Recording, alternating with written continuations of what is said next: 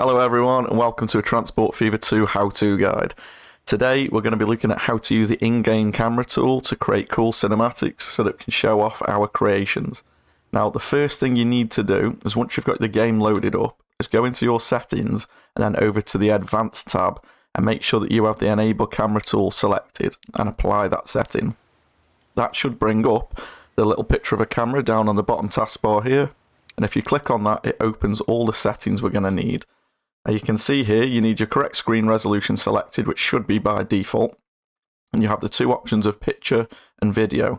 Now to take a picture, it's as simple as it sounds. You need to keep this open, this tab open, and then you can scroll in with your mouse wheel or control it by holding down the right click and dragging to move your camera to wherever you want to.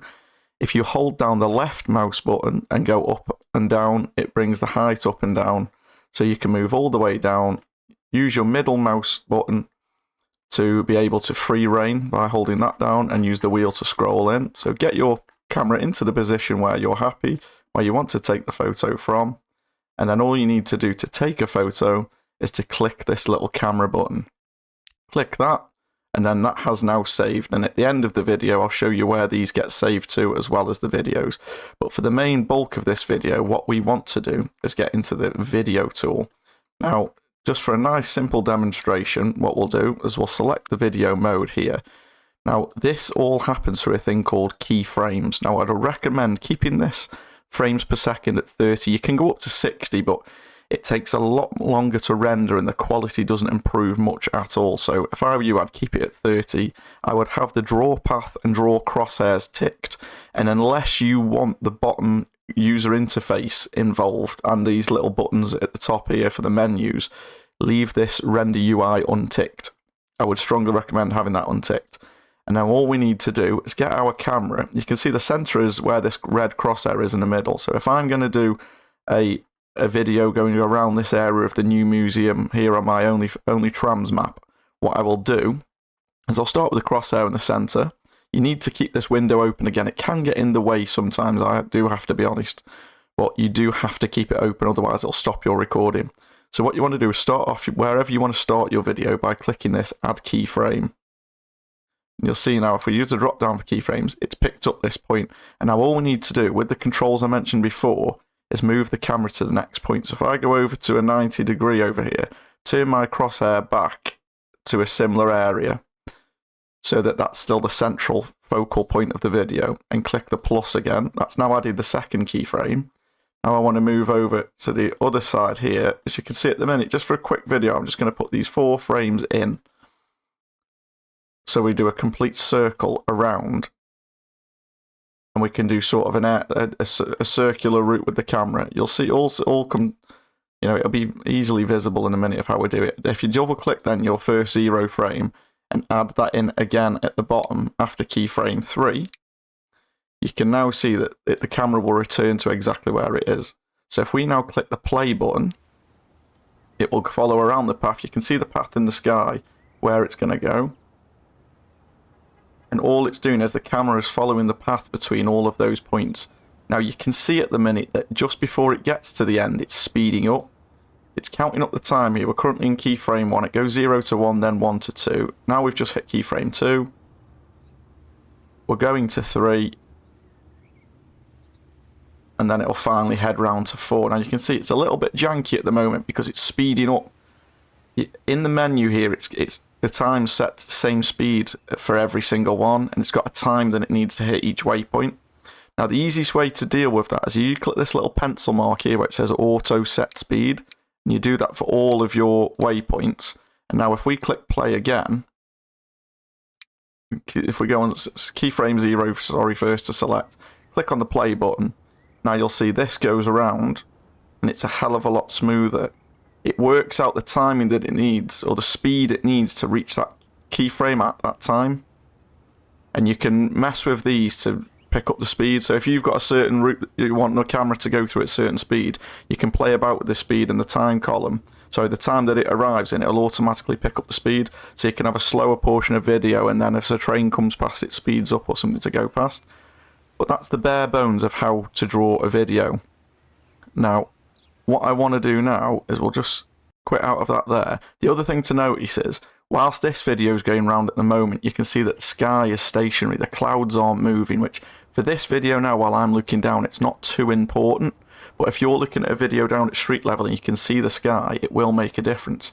Now, how the sky works in Transport Fever is it goes from a variable from plus 180 down to a negative of minus 180. Now, what I would normally advise is to go down in increments of 20. So at each waypoint, you want to go down in 20s. So we'll go down to 120, and then the last one here would be 100. Just go down in increments of 100. And now you may be able to see here, you can actually, the clouds moving and the cycling through, but you can't go any further down than minus 180. So if you do make a long video of a lot of keyframes, once you get to minus 180, the next one then needs to be positive 180 again, and you just start that loop again and just keep coming around. And at the moment, this video isn't being saved anywhere or anything. Once you're happy, you have to click the record button here, and it will take, depending on how big the video is, this one here will probably take about 20 minutes to record the video. But what I'm going to do for now is I'm going to delete this one, and we're going to go into a better example really, where you're going to zoom into a specific station or when a train's coming past. So if we open the camera tool again, and I want my focus to say I'll tell you what we'll do. We'll move over into Louth itself here, and we'll get this main station. If I get the camera tool up, we're on video mode, and I want my crosshair to be on this station, just at the front edge of this station here. And I'm going to set my first waypoint to here. And then all I'm going to do is scroll my mouse wheel down to about here, put another waypoint, scroll the mouse wheel down again, and then I'm going to start. Oh, that's something you've got to be careful of there. I've got my second waypoint here. You can always come back in and double click the last waypoint. And then what you want to do then is scroll all the way down in again to where you want to be. And I'm going to start bringing up the crosshair, because once I get down into the platform level, what I do want to do is be standing next to this lady here and looking up at the front. So once a tram comes into the station, that's something you do want to look out for as well. You see then how that one worked. There was a lot of graphical distortion at the bottom. If you do get that, just come back out, go to your last keyframe, and just start moving in again. Just make sure you get it so you're happy with what you've seen on your screen at the time. So you can see now all the distortion at the bottom here. You want to avoid that. So if I come one click out and move my camera up a little bit, it'll bring me down to here. Go down a little bit, and then I want to be facing where the tram would be, which is here, and I'll add in that keyframe. And then I'm going to put the auto time on there. I'll set my sky here to 180. We'll go 170. Because these are quite close together, I don't want the sky to be rolling around too quickly. If you imagine that the images of the sky are on a sort of a conveyor belt, you'll see now that's still moving quite fast, the sky, so I might drop those to increments of 5. But you can see how quickly the clouds are moving now. It just gives that little bit more of a realistic feel. You can see we've got, people walking about and cars moving. Now the next thing is, if you want this, the idea of this video now would be for us to arrive down here once a tram's pulling in. And the only way that I've found to make sure this happens is to keep doing it through trial and error. So what we'll do is we'll go back to keyframe 0, and then I'll hit my play button on the map. And what I'll do then is I'll start looking at what I need to do is find a tram that's going to come on that route. So on this blue route here, if we click our I route, we want to make sure that's going to be this Nottingham Slough line, is it? It's not. So we'll find which route that is. The easiest way to do that's going to be to click on the station and get the Newark Slough line. There we go. So you can see that this route comes round. So the first time I do this, I'm going to wait until we've got one of these trams at this intersection here. And this is just a guess, a complete and utter guess. So I'm going to wait until there's a tram coming, which looks like it's here now. So he's coming down this route. And as he gets to that junction, I'll click play. So as you can see, he's just crossing the junction here. I'm going to click play, and I'm going to check the timing now at this speed of the video and see if when we get down to the bottom, you can see him coming in at the side there. and we get down into position, I would ideally like this tram to just be pulling up. It looks like it is coming down nice and slowly, and this would be what the cinematic is without all of this UI. And that's actually not too bad for video. I mean, I would time that a little bit better if it was going to be one that I would use in one of my videos. But now if we're happy with that video, all I need to do now is before I hit the record button, I need to reenact that. And I need to make sure we're in the same place. So that what I want to do is fast forward my time here and wait for the next tram to be coming to stop on that route.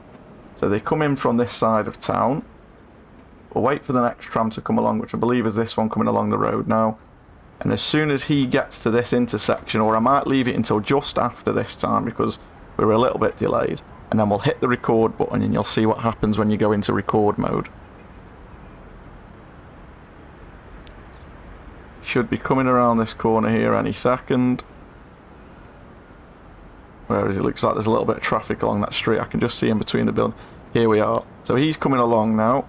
And just as he gets past this intersection, I'm going to click for it to record. And you can see now it's jumped into record mode. And you can see the camera sort of stuttering through our whole scene. The traffic is still moving very slowly. If you look down at the bottom here, you can see that these are moving. And all it's doing is it's saving lots of screenshots. In fact, it's doing 30 frames per second. And the recording's going up to 2%.